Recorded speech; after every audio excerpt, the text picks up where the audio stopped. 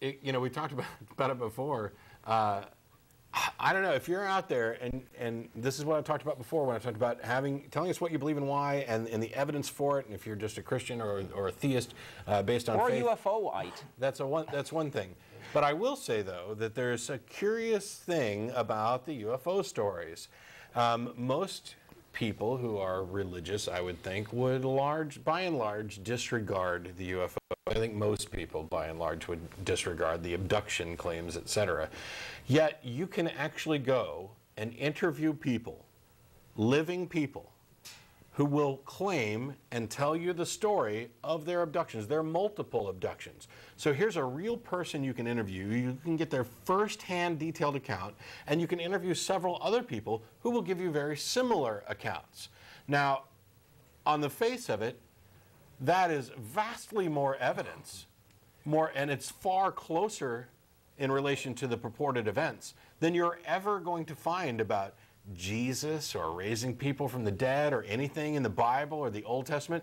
And yet this ancient book that is completely without any supporting evidence is accepted by billions, and the people who have, you know, similar stories about being abducted by aliens are disregarded. Now, I think they're rightfully disregarded. I think that it's bad evidence, it's anecdotal. I think that there's much better explanations for it. But I'm curious as to why the same objections that we launch against the abduction stories aren't launched against, you know, the dearth of evidence for Christianity or any other religion. I don't know.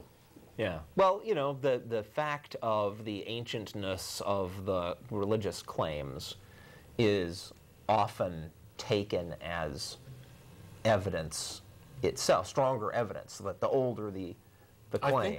I think though that we could come up with Eric von Duyken and the others, the Chariots of the God guys, the ancient Incan lines, aliens built the pyramids. We could make similar claims that this alien thing might have been going on for long.